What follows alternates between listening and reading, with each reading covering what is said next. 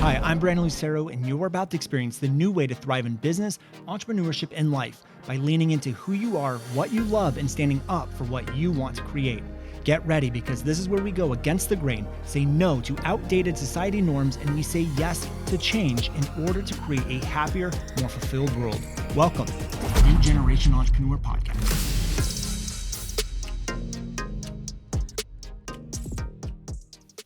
Hello, everyone, and welcome back to another episode of the New Generation Entrepreneur Podcast. I'm glad to be back. Today we have an interview. It's been a while since we've had an interview on the podcast, and I wanted to make sure it was an amazing one. So today we have an amazing guest, someone who's been in my circle for a while, but we've recently just started connecting a little bit more. And I love what her and her husband do. In fact, we're talking about having them help us inside of our business. And I'm going to bring her on today and tell her story. And we're going to reveal what she does, how she does it, and how you guys can take advantage of it as well. So today we have Nicole Culver on the podcast. Nicole, welcome. Hi, I am so excited to be here. Thank you so much for having me. Yeah, I'm excited to have you here. And I know we've kind of run in the same circles and we've talked maybe here and there. I know I've talked with your husband, Dan, at some different masterminds and things like that, and you as well, but we haven't really connected on a deeper level until recently. And as soon as you guys started, I actually reached out for you guys for some help, and we hopped on the call. I'm like, wow, okay, we need to have them on the podcast because our listeners need this information. So with that being said, can you just tell the audience a little bit about what it is you guys do? Yeah, so oh my gosh. Well, first, it was so fun to get that call from you. Just like, hey, can you share a little bit about what you're doing? So basically what we do is we really focus in on experts and help them get weekly sales. Now, we talk a lot about Evergreen, but this isn't like your old school automated type of webinar Evergreen. This is like a whole different style of Evergreen, basically based on buying behavior. And we'll go back into like the backtrack, how we got here. But what we saw was we were missing out on this segment of people who were like ready to come in and buy really quickly. And we've done the automated Evergreen, we've done the launches. And what we noticed was we started getting this segment of people who just wanted to work with us and work with us quickly. So we decided like, well, what if we kind of just went all in on that target group of people? And we basically started setting up our entire business around just the model of like, what if we just went for the 15% of people who are ready to buy now?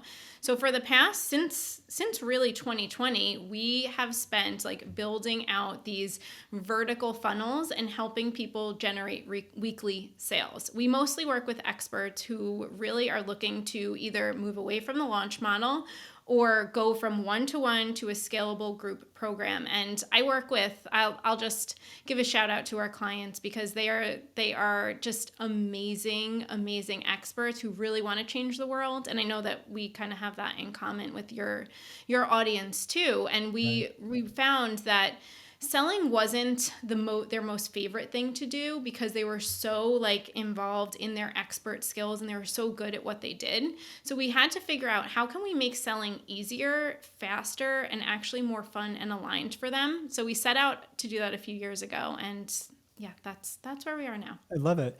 Yeah, it's very interesting. There's a couple of things I want to highlight there. Number one is I think that's one of the traps that a lot of people get stuck into is they get stuck into what they know. And the same thing with a lot of professions, like doctors, for example. It's like you go out on your own, you open up your own practice and you know your skills, but you have no idea how to market yourself. It is a big problem. And then what we find with messaging, it's like, cool, they try to go market themselves, but then they just don't know how to communicate it in a way that the other people understand why they need it or how it's related to them and all of that stuff. The other thing that was really interesting that you mentioned is that you focus on the 15% of buyers that are ready to buy now. And we just did our launch, and I already know you know the details of this, but I'll kind of tell the audience. Something very interesting happened where we always have a really long runway, and the intention of the runway is to warm people up, build rapport with them, start to create demand. And what we've noticed traditionally over the last couple of years is that that's where a majority of our sales come in. Like the majority of our sales don't come in from the people who join. Like some of them do, but a lot of them come in that first part. And this last launch, like almost no one earlier in our runway bought. It was mostly like a lot of cold traffic. I don't remember the actual stats. It was like maybe 80, 90% of cold traffic who came into the launch in the last 2 weeks. And I'm like, oh my God, we spent like $80,000 on ads for bringing people in for 2 months and they didn't convert. And then we had a conversation with you guys and you're like, yeah, it just seems like the buying behavior of people starting to shift a little bit. And it could just be my industry, but it sounds like it might not be. It sounds like it might be kind of a trend that's going on now. So why, I'm going to ask why that is, and then we'll kind of hop into your story. But why do you think it is? Why do you think, and maybe it was always like this and I just didn't know, but why do you think it seems like people are kind of quicker to buy nowadays versus a couple of years ago? Well, so first, I just want to say our clients are across all different niches like health, wellness, fitness, photography, gardening. Like we don't just serve one niche. We really serve like a wide variety of clients.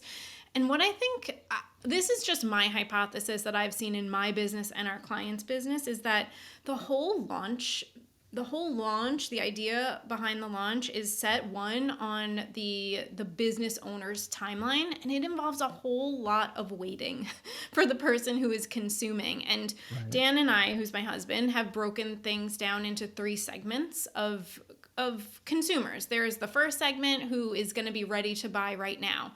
The second one who's just the binger, who wants to come in, they want to binge, and then they want to buy. And then the third one, who is that person that's going to take maybe 3 to 6 to 9 months to buy. But in the launch model, you're basically only set up for that slower person. Because if I'm ready to buy right now, if I have to sign up for some type of video series and then I gotta wait, there's just so much distraction. As a mom, I know you have 3 kids, I have 3 kids. If that tab is not open, if I don't have it available to me, then I'm gonna be distracted. And I think Right. that's why you see also like stats of 50% or more not even going to the first video series. Right. So that's why we kind of just tried to flip things on its head and said, what if we just let people do things on their timeline. So the fast people, they can come through, they can hop on a call or get on a live session with us. The people who are going to be slower, they'll just stay on our list and we'll just serve them and we'll nurture them and they can come join live trainings, but they'll do it on their pace. And then the people who want to binge, like just give them something to binge on. Right. And it once we started saying, well, how can we serve them on their timeline? That's when everything started to change, and then we started to kind of roll this out to the client. We've had clients since 2015, 2016. We started to be like, let's try this with your business, and it just started working. I love that. Just started working. And I mean, honestly, all that makes sense. And it's very hard in a launch to do a lot of that stuff.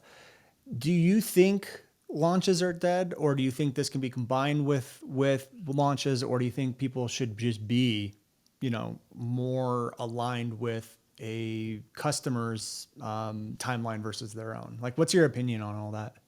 I think if you love launching, of course it can. I mean, I know you would say the same thing, like anything can work, Right. right? But Yeah.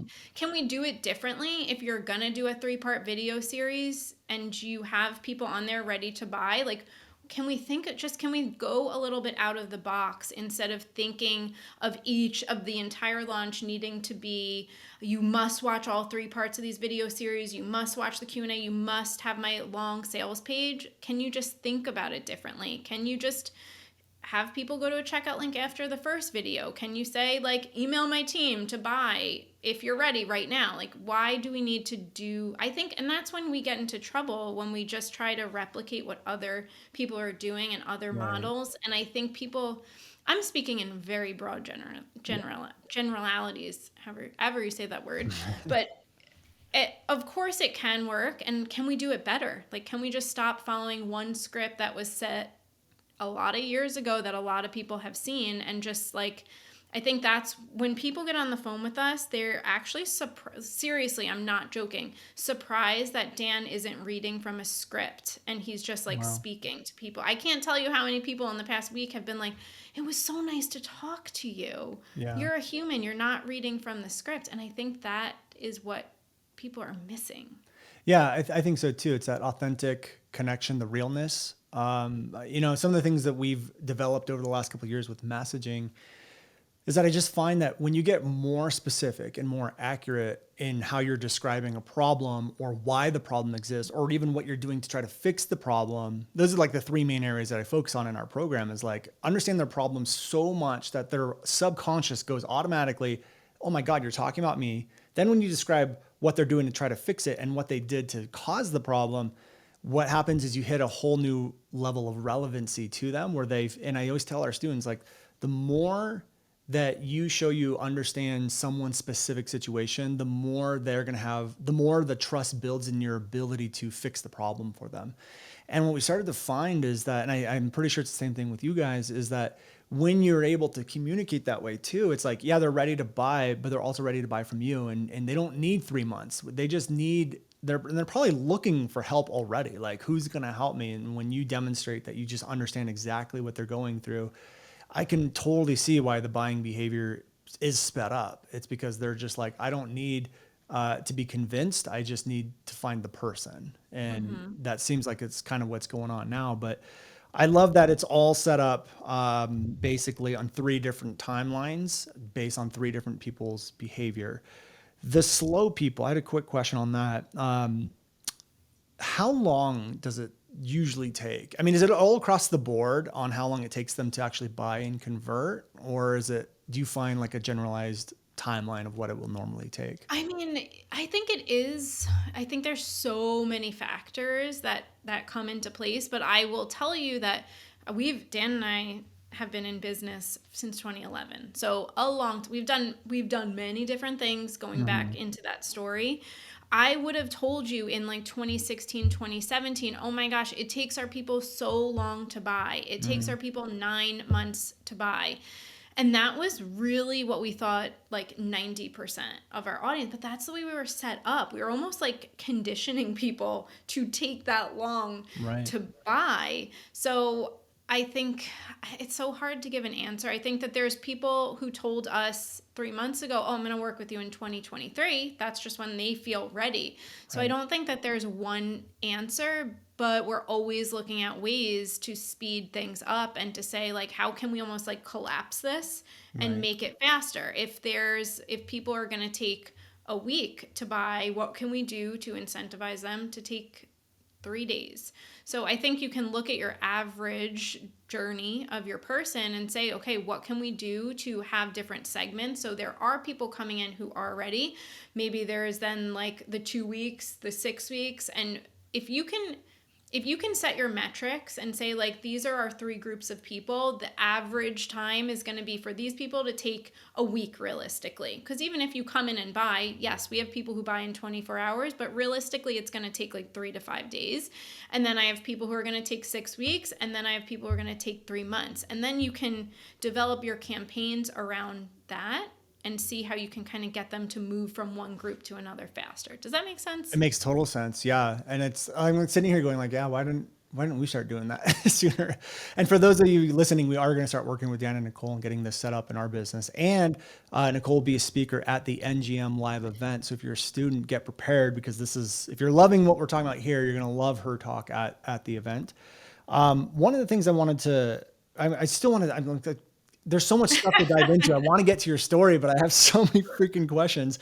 But let's do that. Let's hop into your story and let's start with how did you guys even discover all of this stuff? Like, where did you guys start? What was your life like? Oh All of my that gosh. good stuff. And then we'll dive Yeah. back into the details. Okay, so I don't know. Like I said, I quit my teaching job in 2011. So I don't know. I'll let you kind of guide how long you want me to go, but I'll Yep. start back then because I know a lot of people resonate with the fact that I used to be a fourth grade special ed teacher. I co-taught in Queens, New York. I was looking for a freaking out. I taught for 5 years, and in year 3, I started to be like, there has to be a different way. I was surrounded by teachers who were counting down to the weekends, to the vacations, to the summers. Yep. And I still hear it in teachers when it's in that back to school time when they're like, someone said this to my face over the summer, I only have 15 years left. And I'm sitting there like, Only. 15 years, like what? And then, I don't know if you do this, but I start calculating where my kids are going to be in 15 years. Mm, And then I start really like panicking for that person that's, wants to fast forward 15 years. So I went back to school virtually to be a health coach because I knew I was good at two things. I knew I was decent at health and nutrition, knew I was really good at baking.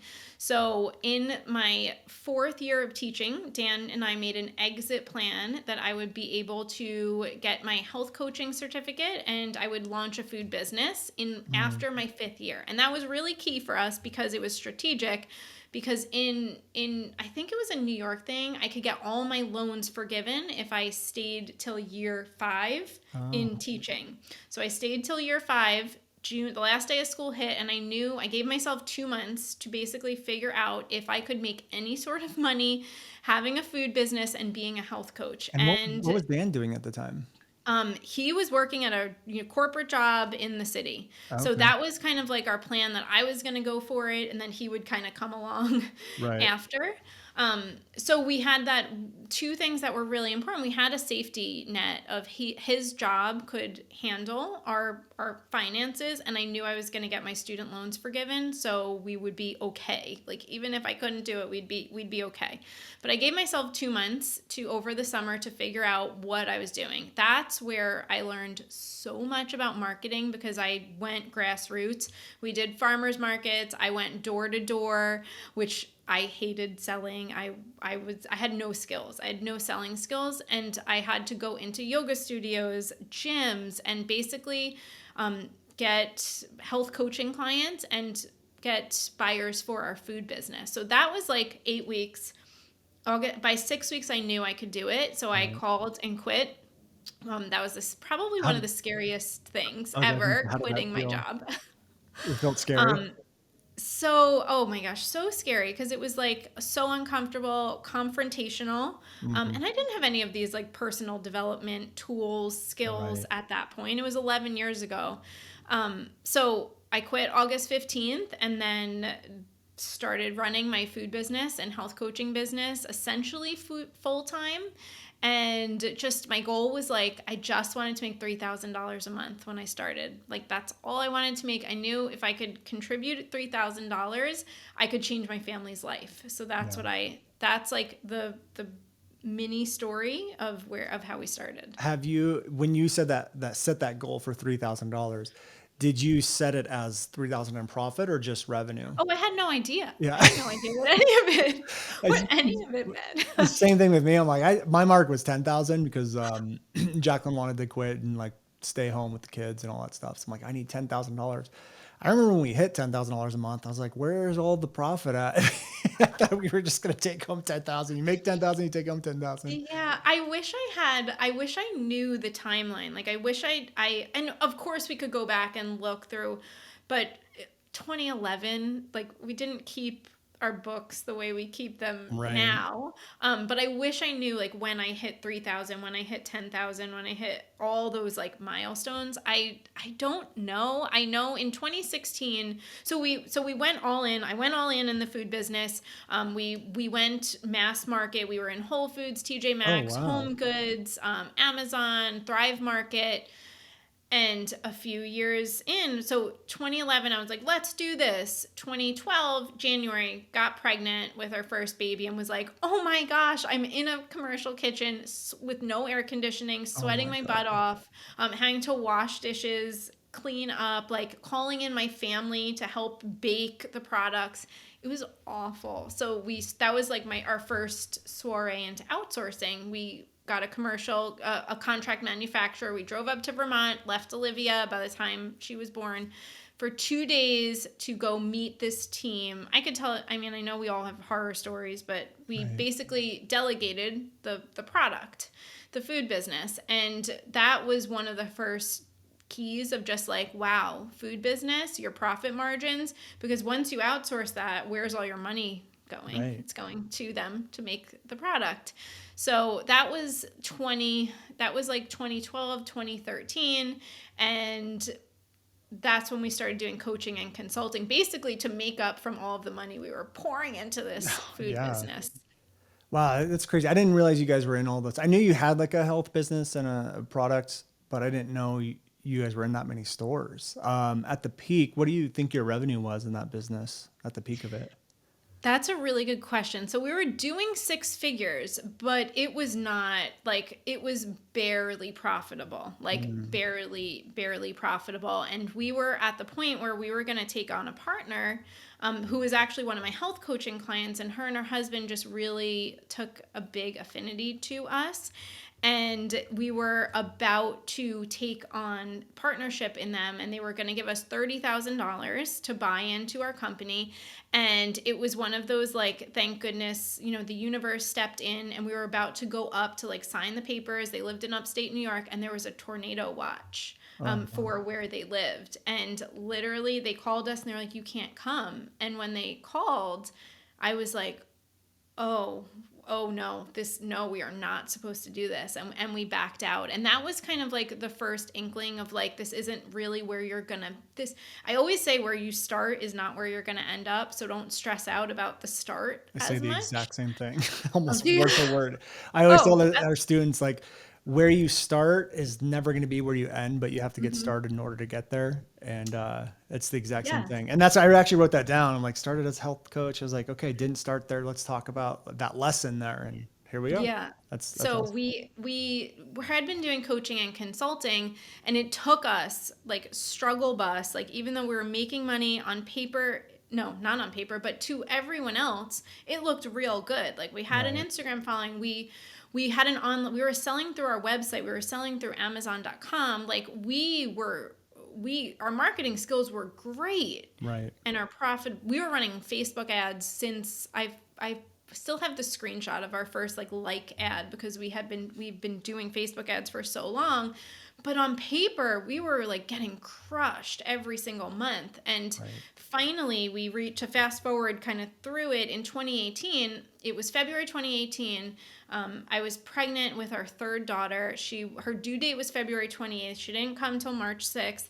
And it was just like, I'm either going to spend my first 6 weeks after I have a baby packing up boxes still, or I'm going to shut down this entire business, like say screw it, and go all in on coaching and consulting, and like be able to be profitable and take time with my baby. Right. And it was that ultimatum that was like the fork in the road, where I saw like you could either go this way and have this life and like be sweating over packaging boxes, or like this other avenue that's like you're doing well, your clients are doing well, you're making money, and it's not physical labor. So we Right. shut it down. We pulled out of Whole Foods, we closed out all our Wow. accounts, we didn't sell it. I didn't want to sell it. I didn't want to ever look at it again. Yeah. I was just done.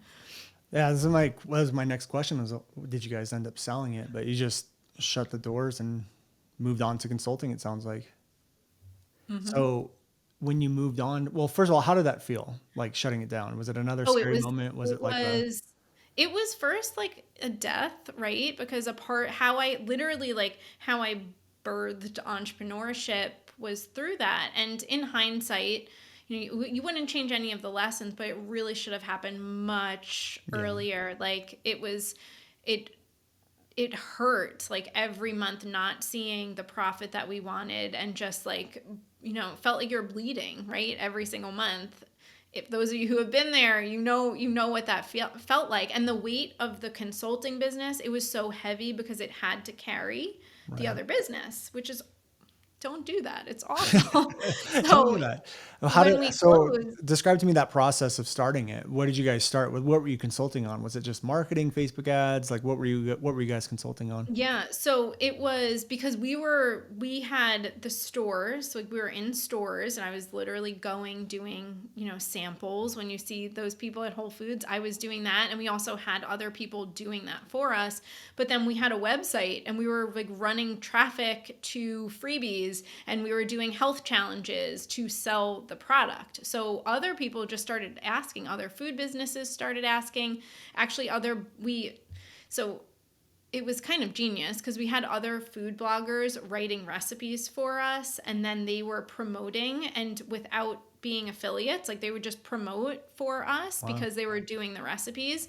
So then we started seeing what the food bloggers were doing and being like, hey, you can do this better. Like you can actually make more money. So we started helping them, and we started helping them like run traffic and create their own freebies and create their own products. So our first like target was one, local businesses, because we were a local business, we could help other local businesses. Yep. And then two, we started helping like basically bloggers and influencers make more money online. So those were the first two people we started coaching and consulting with. And we did a summit in 2016, and we brought in $11,000 in sales. We profited around $8,000.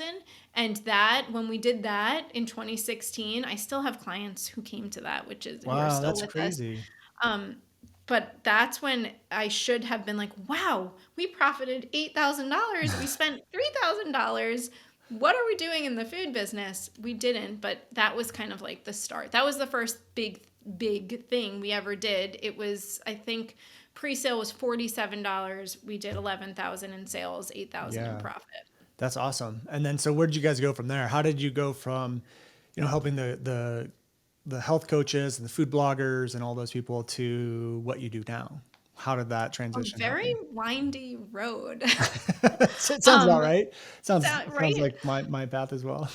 So we did summits for a while, and Okay. then we did a membership from the summit. So we sold the summit, got people into a membership. We called it the Blogger to Business B2B membership. We did the membership and summits and, kind of like online events to get people into the membership. 2019, I was on burnout. Like Mm, I was on the path to burnout, and I'll say like this is probably one of the worst decisions I made, how I executed this in business. In 2019 at the end, I was like, I have to shut the membership down. I can't do it. We had 100 people in there paying $47, and then yeah. we had some group coaching groups that were paying us more money that were higher level. So we had basically three tiers at that point: the lower level membership, group coaching, and then we had some people who were doing like some one-to-one with us. And I just saw the group coaching and the one-to-one were just, again, so much more profitable. So I decided to shut the membership down. I did it pretty awfully. It was like I was so tired. I was so burnt out. We were just like, we're closing. If you want to pay us more money to do group coaching, you can do that, or you could just go. So it's like one of those things that now I'm like, you can you can do it a little more gracefully that I Yeah. did it, but How did they I take it? felt we had people who came over into group coaching. Oh, that's Again, awesome. I have amazing clients who've been with us since 2015, 2016. They're like the lifers. They'll probably stay for life. But most people did not come over. Like the conversion was not great, but we had some people come over. And then 2020 just about knocked us on our socks. Mm, So we kept having nothing to do with COVID. We can go into that if you want a little bit, but really in 2020 we saw like, okay, we're not launching because we were launching our membership. No launching. We're not doing that anymore. We need to find basically sustainable way to grow every single month. So right. Dan had been doing Facebook ads. We basically started taking our Facebook ads formula, which was not just Facebook ads, was about conversions and sales, and teaching that to our people. And that's when we started getting into, okay, we're just going to take what we have honed for the past 11 years with online marketing and put it in a program. And that is the very long Yeah. road to get No, here. I mean, I love telling the story. That's part of what we do here in the podcast is we just really dive into the stories because there's just so many lessons in them. And I think what's really interesting about yours is that, again, it's kind of that thing that I always say, and you had mentioned too, is like what you start with won't be what you end with. And when I look back on my journey, everything that I thought was going to be it taught me some skill or lesson that was absolutely necessary to move on to the next thing. And then that thing taught me a skill or lesson. And that's exactly what happened with you guys is in order to get to where you are now, doing exactly what you do, you had to go through each phase. And in the moment of each phase, I'm willing to bet it was the same for you. it feels like this is it. This is the thing that I'm going to scale. This is the thing that I'm going to grow. And then all of a sudden you hit a point, you're just like, nope. You take those lessons, you move on to something else bigger and better. And I don't think a lot of people get that. I think a lot of people think the one thing they're doing now is gonna be what they do for the rest of their life. And then sometimes it leads to procrastination. They're like, oh, I got time and all of this stuff. And it's like, no, the more you lean into it, the more you embrace that this is what I'm here to do in the moment. I'm here to learn the lessons and let's do this. Like that's when ultimate growth comes up. And so I love that you shared all that. From 2020, in that moment of making that transition to where you guys are today, what has the growth been like for you? Have you seen the most amount of growth of any of the businesses you've Oh done my yet, or gosh. what's it been like? Yeah, I mean, yes. In July, we hit we hit a revenue that I joined TCP, or technically Dan joined TCP. Don't tell Jim that I watched some of the videos. He'll get upset. Yeah. In 2018, and I set a revenue goal then that we hit in July. Like it was our first six figure month in business in July, and has been really good since. And yeah, it just has been so much simpler and easier than any of anything else that we have done. But it took us so long, and like you said, like it's kind of like everything you do in the past like folds in Hmm. to what you're doing. And I couldn't have you don't start out and you're just not good at sales when you Right. start. Like there's no way for you to possibly be good It, when it's the it's first time you do it's something. yeah, exactly. It could be And anything, not even sales. It's yeah, just you're and never gonna be I'll good. say like I feel like I've been an online marketing turtle. But when you think about it, like I've never worked more than 20 hours ever in 11 years, a week. A Yeah. week. Over the summer, like we have a season of 2 months where I'm working like 5 to 7 hours a week. We hit our best revenue goal when I was barely working an hour a day, which is too little for me. It's not Yeah. enough. Like being with my kids that much, I do it for 2 months, but I love working Right. more than that. So it's a stretch for me, but it's like you can't skip. I couldn't have skipped all of those years to get here. Right. Well, I think that's what's so beautiful about what you guys do as well is when things are more set up on a system, there's a process to it. Versus launching, you get a lot more of your time back because launching does take a lot of energy. I mean, launches are great because you have huge amounts of revenue, but it does take a lot of time. Like for us, when we would do launches, we would do two launches a year and at 3 months each. Obviously, I'm not working the first 2 months that much, but during that 1 month, it's like it's all intensive. The family knows, oh, we're in launch mode. And it's hard because like some of our launches the last couple of months have done over 7 figures. And so it's like, Mhm.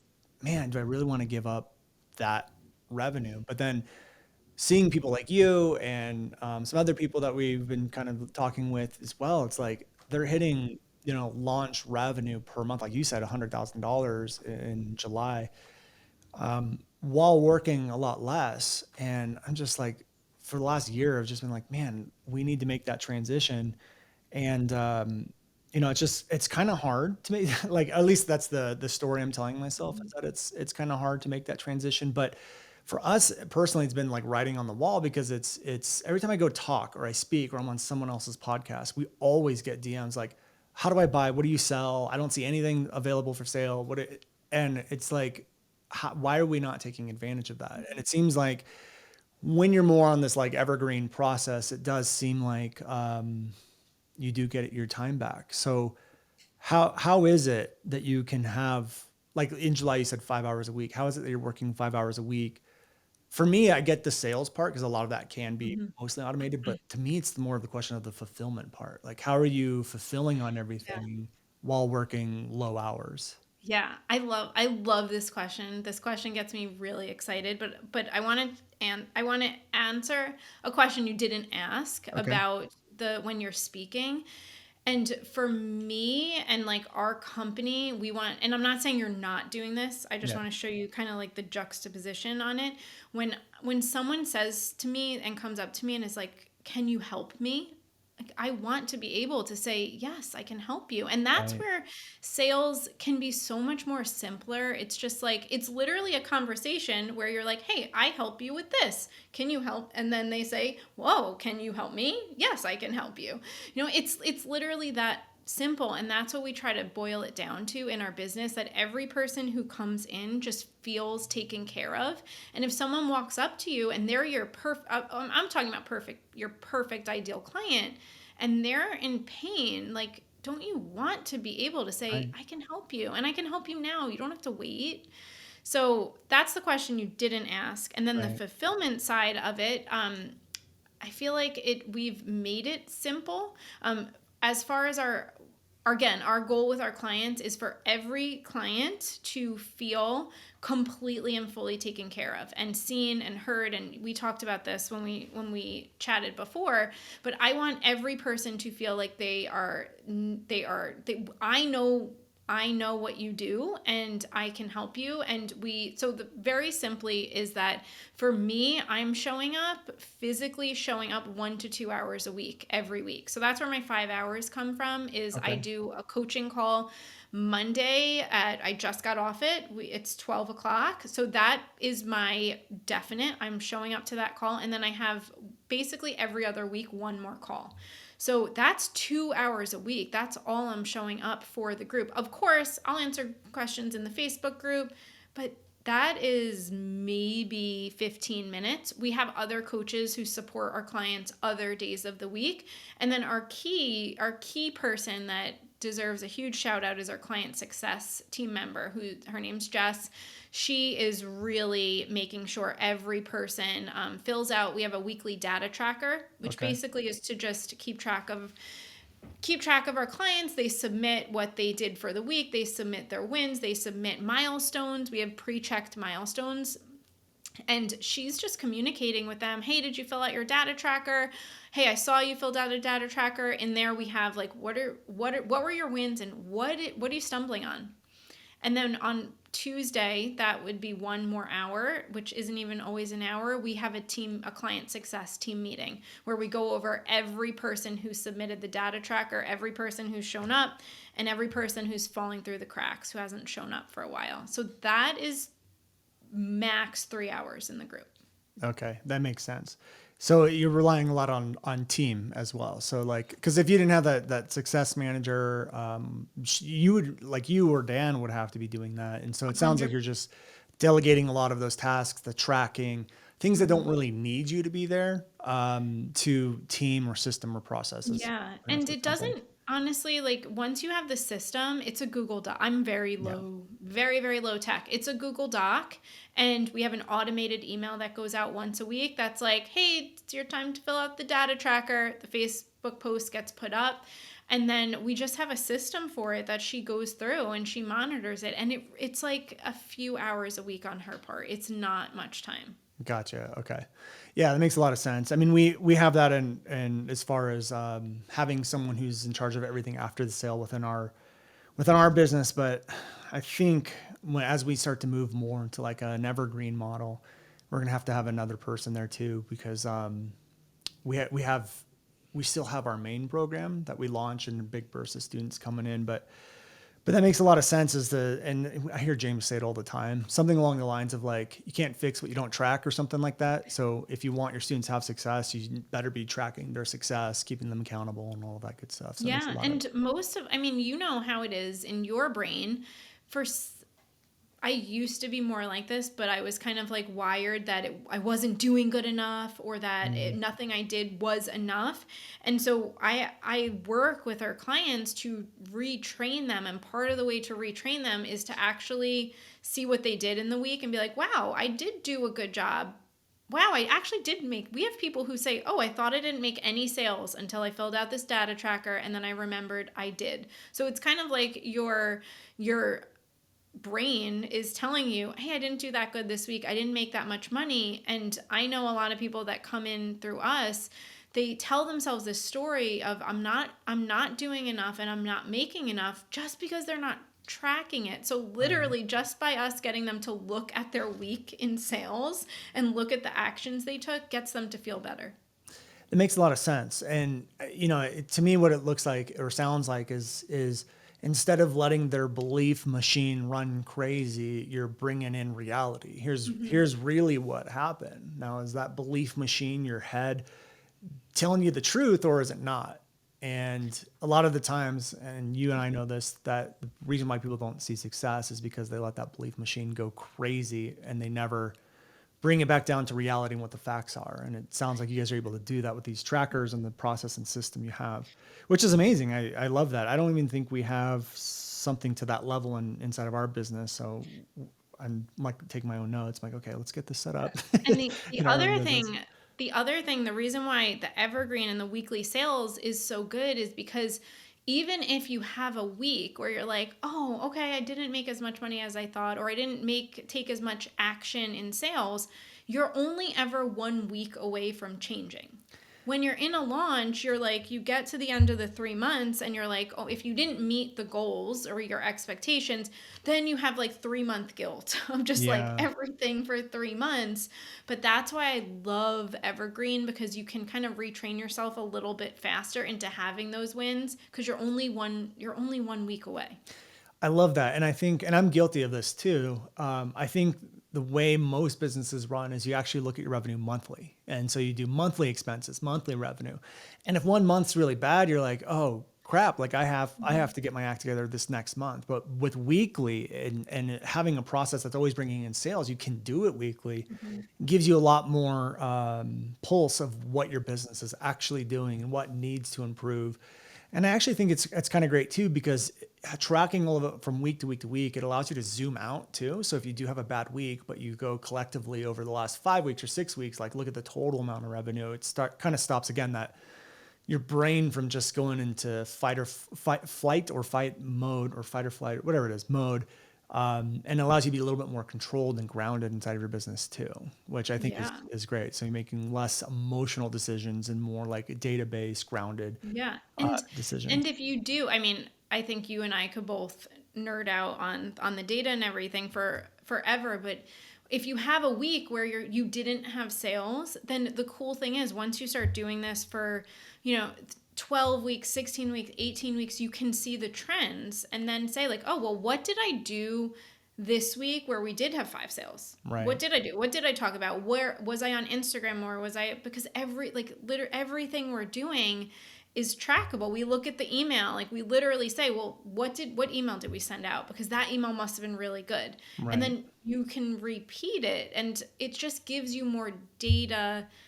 It just gives you so much more data Well, I to think work what's on. great about it too is if you do it for a year and you have a down week, you can go back to the year before and be like, did this week, was it down last year too? And you're like, why is that? Maybe it's like back to school week, or it's Mhm. like there's something going on that week where now you know and you can expect, okay, there's going to be a drop this week. It's normal. We don't need to freak And you out. can It's going to plan pick for back it. up. Yep. So it's just great to have all of that stuff. There's one question I wanted to ask earlier in the podcast, but I want to tell your story. So I'm going to go back to that question now, Okay. which is when you talked about the binge buyers, the buy right now buyers, and the slow buyers. How do you actually determine who fits into what category? Like, what are the triggers for that? Yeah. So we're really working on Dan is doing a really good job of creating the system. We have a stoplight system and Hmm. up, and this is when you talk to him, he can clarify this because this is where like Dan's my business partner. He does a lot more of the systems. I'm more like the big picture person and he puts it into place. But we basically have tags in our, we have different opt-ins coming in. So, traditionally I would say you have one or two opt-ins. We have 5 or 6 opt-ins running at any time, and we see people will come in. The faster they come through and basically watch 3 videos and fill out an application, we know that they're going to be a Love it. person who's like, let's get them on the phone. So we're reaching out to them, and I'm not cold DMing them, but if they've filled out an application and they've put in their phone number, we're texting them. But Right. if you have someone who comes in and they're just putting their, like, they do one lead magnet and then they haven't done anything else, then they're just gonna be categorized as a slow buyer. Okay. So does that? Let me interrupt you right there. So because I have another question. I don't want it to leave my brain. Yeah. Okay. When that happens, how do you know they're a slow buyer versus your messaging just isn't landing with them and it's like a messaging problem? That's a good question. I guess the only way to know is over time. Yeah. Is over time to see what they do. It's not like they get kicked out of the system, right? We just kind of see who comes through and who comes through the fastest, and we have a tag that's basically like bling, contact them Right. essentially. So it's and the reason why you can tell is because we send if you get on our email list, you'll be warned. We're going to send you an email almost every day, so it's I okay. know. I remember when you guys Um, told me that. You're like, we send an email every day. I'm like, wait, what? You're yeah, like, we send an email every day. It's not a sales email. It's just right, asking like with a topic, and we ask them to reply. So right. that's also another key aspect is like how engaged are you? How engaged are they? Because they have opportunities 3 to 5 days a week to reply or to show up to one training a week. So it's we're really flagging the people who are coming through and who are taking the most action. That's the Gotcha. simplest way. So if you're taking less action, we're basically going to just continue to serve you and to serve you on a weekly basis. But if you're taking more action, then you're basically going to be reached out to, especially if you put your phone number in. Yeah, I guess that makes sense. And I guess too, when you're just starting out, like if no one's entering that fast track, it's probably a clear indicator that it's like a messaging problem. Like move your messaging around, try different Yeah. pain points. But as you guys start to get people hitting that fast track lane, you're like, okay, now it's something starting to land. And if things are landing for these people, but not for these people, they're going to move more to like the slower. So Yeah, that makes a lot of that's sense. exactly it. And I'll give you a real life scenario because we launched a different. So we know we have a metric for how many applications we want to get a day. So we're Mhm. obviously always trying to increase them, but we at this point we have a minimum of how many applications, and I think it's like five or I, again, Dan is the actual numbers, but I think Yeah. it's around 5 to 7 that we should be getting every day. We launched a new opt-in about a month ago, and it didn't bomb, but it did Mhm. not work the way that it did. So we were getting like one Uh, application. So that really, when we have our other opt-ins that are getting like 5 to 6 a day, and then we launch a new one, and after like 3 weeks, it's getting one, that's when we know the messaging is off because it's not hitting the same metrics as like our control. Does that make right. sense? Yeah, it makes sense. It's like you have a baseline or a control, as you said, and then you can test against that. And it's Mhm. again, it's just funny how similar our philosophies are. Your evergreen philosophy versus and our messaging philosophy, because I tell people with content all the time is like just continue to test them and Yeah. see, and then once you find one that does pretty well, then you're just constantly competing to see if you can raise that lineup. And then if a piece of content doesn't hit near that or go above it, then it's like didn't really land with your audience. So like try something else. And then Yeah, over time it just exactly. gets more and more, better, or the numbers increase from Hmm. there. Makes a Totally. lot of sense. Okay, great. Last question before we wrap up is what price point does this usually work for? Is it all price points? Like what would you recommend? We have people who we have a group, a teacher couple who just came in. They actually have super low price points where there it's like $27, $37, and we're encouraging them to come out with a higher price product.